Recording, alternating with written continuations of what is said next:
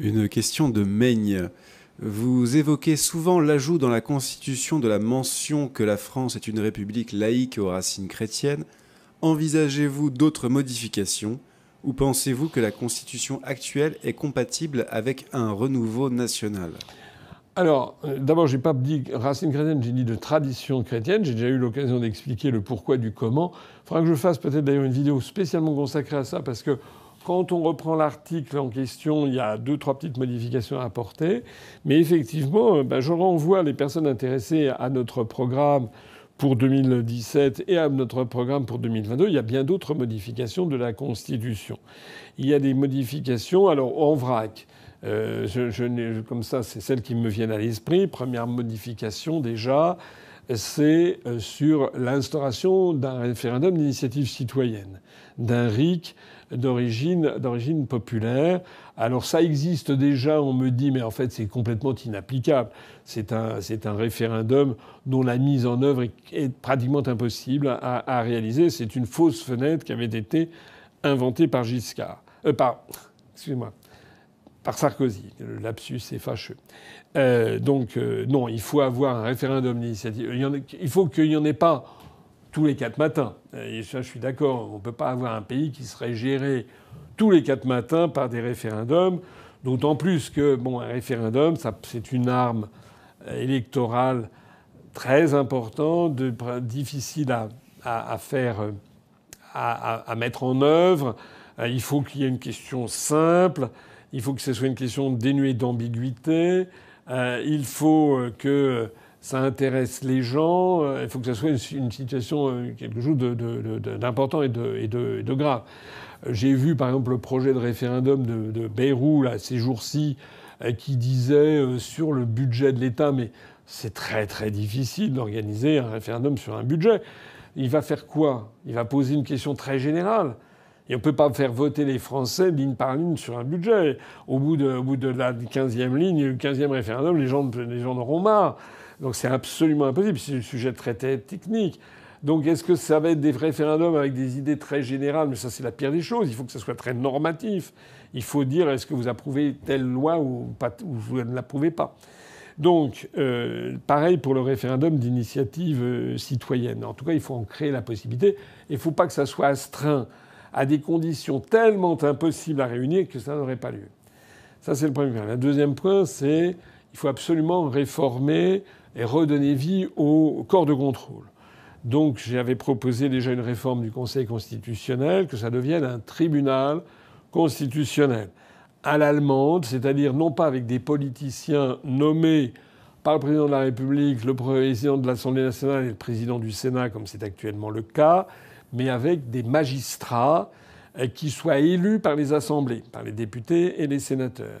Et des magistrats dont il devrait y avoir, qui devraient avoir comme contrainte d'avoir au moins 10 ou 15 ans de métier, dans la justice, et qui par ailleurs ne devraient avoir aucune attache politique connue. Ils n'auraient pas dû appartenir à un parti politique. Pour assurer l'indépendance et le raisonnement en juriste et non pas en politicien. Avec par ailleurs un mandat qui serait un mandat de 10 ans, très long, non renouvelable. De telle sorte que ce seraient des juristes qui auraient ça, mettons, à partir de 55 ans, ça serait en fin de carrière. Ils auraient 10 ans, ils seraient vraiment des très, très, très puissants pour imposer leur volonté. Et il faudrait préciser dans la Constitution que le Conseil constitutionnel est là pour appliquer la Constitution. Il n'est pas là pour appliquer un gouvernement des juges et pour interpréter à sa façon des décisions qui, en fait, ne lui appartiennent pas. On pourrait d'ailleurs également préciser ce genre de choses par des articles de la Constitution. J'ai vu là, par exemple, que le Conseil d'État a décidé ces jours-ci qu'il fallait que ce soit l'État qui prenne en charge les frais de transport des demandeurs d'asile. C'est incroyable. Si la planète entière demande l'asile, il va falloir qu'on paye les frais de transport. C'est complètement délirant. Alors évidemment, il y a toujours des juristes qui disent oui, mais non, c'est parce que c'est conforme à la Cour européenne des droits de l'homme, à ci et ça. Il y a un moment à partir duquel il faut en finir avec le gouvernement des juges. Il faut donc revenir sur un principe fondamental. Dans la République française, c'est le peuple qui est le souverain. Donc tous les grands sujets, en particulier ceux qui sont extraordinairement polémiques, comme ça, par exemple sur l'immigration, eh bien on doit et on peut faire des référendums. On peut avoir un projet de loi par exemple sur l'immigration et demander aux Français de trancher. On peut avoir un projet de loi sur la poursuite ou la fin du droit du sol en France, ou en France dans son ensemble, ou en France seulement dans la périphérie, comme à Mayotte ou en Guyane. J'ai déjà eu souvent l'occasion d'en parler. C'est aux Français de trancher. C'est pas au Conseil constitutionnel, aux juges du Conseil d'État qui sont des énarques sortis parmi les premiers. C'est pas à eux de trancher au nom du peuple français. C'est incroyable. Donc ça veut dire cette réforme qu'il faut mettre dans la Constitution pour imposer le principe, qui d'ailleurs y est inscrit, mais il faut le réaffirmer avec des nouveaux articles qui précisent bien que c'est le peuple français qui doit pouvoir, qui a le droit d'être saisi par le président de la République ou par éventuellement des corps constitués pour un référendum sur tous les sujets, et les parlementaires n'ont pas le droit de s'y opposer. Vous vous rappelez la fameuse polémique qu'il y avait eu en 1962, lorsque De Gaulle avait voulu créer l'élection du président de la République au suffrage universel. Par référendum, il s'était heurté aux parlementaires, puisque c'était l'apanage des parlementaires. Donc évidemment, les parlementaires n'étaient pas favorables à l'élection au suffrage universel. De Gaulle avait court-circuité ça.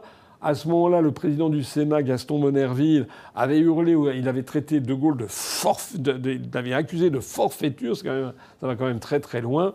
Et De Gaulle l'avait fait quand même, et le Conseil constitutionnel, après coup, avait dit bon, dans la mesure où une majorité très importante du peuple français avait voté la réforme constitutionnelle proposée par cette voie, la voie était ipso facto validée constitutionnellement. Donc ça, c'est un deuxième chantier. Il y a un troisième chantier aussi sur les corps des intermédiaires qui concerne la presse et les médias. Ça fait des années que je le dis, il y a un vrai problème en France de médias. Les médias exercent le quatrième pouvoir. Ce que Montesquieu, dans l'esprit des lois qu'il a publié vers 1755, ne pouvait pas avoir à l'esprit. Les médias sont devenus aujourd'hui un foyer de pouvoir absolument considérable, et il est dans un état de jachère, d'absence de réglementation absolument scandaleux. Voilà. Ça ne va pas. Ça ne va pas.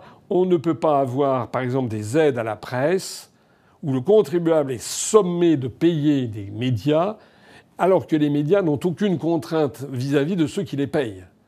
J'ai déjà eu l'occasion de le dire. Quand je vois que des journaux qui sont payés par les contribuables, et nous sommes les adhérents, les électeurs de l'UPR sont aussi des contribuables, face à des médias qui systématiquement nous ignorent quand ils ne nous crachent pas au visage, c'est inadmissible. Ça n'existe nulle part ailleurs. Aux États-Unis, en Allemagne, en Suisse, vous n'avez pas d'aide à la presse. Voilà.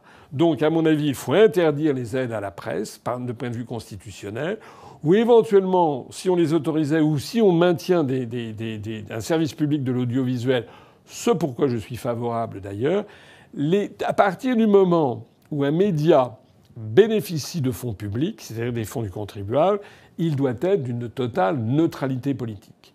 Ça ne veut pas dire qu'il ne doit pas faire de politique, mais ça veut dire qu'il doit s'astreindre, il doit être astreint à donner la parole à toutes les familles politiques, et notamment en fonction des résultats aux élections. Voilà.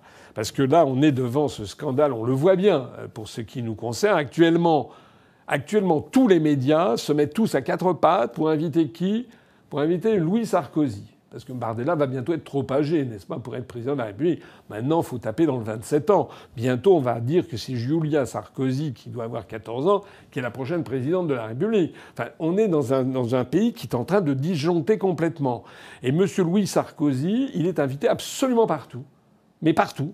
Sur tous les médias, il est catapulté, mais en vertu de quoi ? Si ce n'est en vertu du fait qu'il est le fils de son père. Alors ça s'appelle la France d'Ancien Régime. Ça s'appelle le népotisme. C'est-à-dire que s'il n'y a rien de plus désespérant pour des jeunes Français de toute la France qui sont nés dans des milieux modestes, normaux, banals, si j'ose dire, comme tout un chacun. Évidemment, tout le monde n'est pas le fils d'un ancien président de la République, voilà, et ni d'une star de cinéma. Voilà. Et donc là, on a un véritable problème avec le cas oui, pardon, c'est pas... Oui, enfin, c'est presque... C'était le fils de Cécilia Attias, qui n'est pas une star de cinéma, c'est exact. Mais bon. Enfin bref, il y a des gens qui sont... pas seulement Louis Sarkozy, mais ça va pas. Ça ne va pas. Donc ça veut dire qu'il faut qu'il y ait dans la Constitution, qu'il y ait donner un véritable pouvoir à ce qui est aujourd'hui l'ARCOM, mais que le dirigeant de l'ARCOM ne soit pas nommé. C'est comme les dirigeants du Conseil constitutionnel. C'est absolument impossible que ce soit nommé comme actuellement. Actuellement, c'est Macron qui nomme ses sbires à la tête de l'ARCOM. Est-ce qu'on imagine si, à la tête d'un organisme qui ferait respecter le pluralisme médiatique en Russie, Poutine nommait l'un de ses proches? Mais c'est pas comme ça que ça se passe. Je suis d'ailleurs pas loin de penser qu'il finalement il y a peut-être plus de pluralisme politique dans les médias mainstream, à la télévision en France en Russie qu'en France. Hein, parce que nous, on est totalement interdits. Voilà. Vous avez des idées en France qui sont interdites d'accès dans les médias. C'est aussi simple que ça. Voilà. Donc ça n'est pas possible. Là aussi, il faut le réglementer. Et puis, il y a encore bien d'autres choses encore, notamment, par exemple, sur le millefeuille administratif, où il faut légiférer. Il y a aussi les articles 88 et consorts de la Constitution qui ont été rajoutés par Sarkozy comme ce qu'on appelle des poison pills, des pilules empoisonnées, où il est question que la France appartient à la construction européenne. Puisque nous, on veut sortir de l'Union européenne, il faudra faire une réforme constitutionnelle où on enlève ces considérations. Bon, voilà, il y a déjà quand même pas mal de choses. J'ai dû en oublier certainement. Il y aura encore des... La haute trahison, non ? Ah oui, oui, absolument, rétablir le principe de haute trahison et établir aussi le principe que le président de la République, c'est quelqu'un qui est l'employé des Français, c'est pas le maître des Français. Voilà. Et il doit y avoir toute une série de contraintes qui pèsent sur le président de la République et sur les gouvernants. Il doit y avoir notamment des contraintes de transparence. Et on doit savoir pour qui on vote. Et pas seulement pour qui on vote, mais on doit aussi savoir, et notamment, j'ai déjà eu l'occasion, je le disais tout à l'heure en préambule, eh bien, je serais favorable à mettre dans la Constitution française, pourquoi pas, que le président de la République et les membres du gouvernement doivent transmettre leur état de santé validé par un triumvirat de médecins et assermenté avec un huissier de justice. Alors peut-être pas tous les ministres, peut-être pas les secrétaires d'État, mais le président de la République et tous les ministres en exercice devraient donner leur état de santé, parce que ça avait été établi après la mort de Pompidou en 1974. Ensuite, il avait été décidé, c'était Giscard puis Mitterrand qui le faisaient, de donner leur état de santé. Sauf que Mitterrand, il avait bricolé avec le docteur Gubler, et il avait fait des états de santé où on n'indiquait pas qu'il souffrait d'un cancer. Bon. En revanche, Mitterrand l'avait sorti en 92, dans le débat avec Séguin, pour essayer d'avoir des voix. C'était quand même particulièrement gratiné comme manipulation. Les Français, ils ont le droit de savoir un certain nombre de choses sur, justement, qui est-ce qu'ils élisent. Voilà. Ils devraient savoir... qui est M. Macron, savoir quel est son bilan de santé, et il devrait être précisé que le président de la République et les ministres sont astreints à des analyses régulières, non seulement de consommation de psychotropes, mais aussi des analyses avec des médecins psychiatres, des médecins... Pourquoi pas ? Pourquoi pas ? Puisque dans le monde d'aujourd'hui, on remet des pouvoirs absolument considérables à des personnes qui... je suis désolé, c'est pas un blanc-seing qu'on doit donner au président de la République, sinon on va vraiment à la catastrophe. Bon, il y avait encore d'autres... Enfin, vous voyez que tout ça est très mûri, on a plein de projets. Et tout ceci, il n'y a pas besoin de clamer de la 6e République. Il suffit de revenir à la 5e République en ébarbant toute une série de choses et en ajoutant des points communs. Les États-Unis, ils ont toujours la même constitution depuis 1776. Nous, on peut considérer que la Constitution de 1958 peut être maintenue. Avec d'ailleurs aussi, j'ai pas pensé, mais il y aurait peut-être aussi à s'interroger sur le retour au septennat, soumis aux Français par référendum. C'est les Français qui ont créé le quinquennat, mais qui se révèle être une catastrophe parce que, comme l'avaient dit ceux qui refusaient le quinquennat, le principe du septennat, ça fait que maintenant, le président de la République et le Premier ministre se marchent sur les pieds. Mais en fait, le Premier ministre ne sert plus à rien. Voilà. Et donc, il faut en revenir à cette dichotomie qu'avait pensé De Gaulle. Un chef de l'État qui pense qui a le souci de la France, hein, qui gère la destinée de la France, mais qui ne se mêle pas de la gestion au quotidien, et le Premier ministre qui s'occupe de la France au quotidien. C'était exactement le cas de ce qui se passait alors. Et d'ailleurs, je terminerai là-dessus. Je l'ai dit ce matin sur GPTV, j'y reviens, c'est important à comprendre. Moi, je nie totalement le droit à M. Macron de s'entretenir pendant 3 heures, d'exposer pendant 3 heures, alors qu'il y a 2 mois, il avait déjà fait une allocution pour expliquer aux Français comment il voit les choses. Ce monsieur a été battu dans les urnes. Lorsque Mitterrand a été battu dans les urnes en 1986, on n'en entendait plus parler, sauf une fois pour le jour de l'an et pour le 14 juillet. Mais au quotidien, c'était Jacques Chirac, son Premier ministre, qui prenait la parole de 86 à 88. Mitterrand a été réélu en 88, il a été de nouveau battu aux élections législatives de 93. Même cause, même effet. Mitterrand s'est retiré sur son Aventin et c'était Édouard Balladur, le Premier ministre, que l'on entendait toute la journée. Même cause, même effet. Jacques Chirac a été battu en 1996 et c'est son Premier ministre Lionel Jospin que l'on entendait régulièrement à la télévision. Là, ça n'est pas normal. Ça n'est pas normal d'avoir M. Bayrou qu'on n'entend plus d'ailleurs. Enfin, je sais pas, il doit dormir. Je ne sais pas ce qu'il fait. Bon. À part, il est englué dans son affaire de Betaram, et maintenant il s'est créé le Code Noir. Enfin, c'est incroyable. C'est incroyable d'incompétence et d'être complètement à côté de la plaque à ce point-là. Enfin, j'ai jamais vu un truc pareil. Quand j'avais dit d'ailleurs, vous vous rappelez quand comment il s'appelait Michel Barnier avait été nommé Premier ministre, j'avais dit que c'était plutôt pas, à mon avis, c'était pas le pire. Ben, j'avais raison. Les gens qui me l'avaient reproché, j'avais raison. Parce que Bayrou, c'est bien pire. Il ne se passe rien. Et on a monsieur Macron qui est là, qui plastronne, qui explique, qui prend un air satisfait. J'allais dire un air enfariné, mais j'ai peur que ce soit surinterprété. Monsieur Macron prend un air enfariné pour nous expliquer que, effectivement, si tout va mal en France, c'est pas que tout va mal, c'est tout simplement que les Français sont grognons, qui sont trop pessimistes. En fait, c'est de la faute des Français. De toute façon, avec Macron, c'est jamais de la faute de Macron. Toutes les horreurs qui se produisent, c'est les Russes, c'est l'extrême droite ou c'est les Français. Voilà. C'est aussi simple que ça. Ah ben ça, il faut que ça se termine.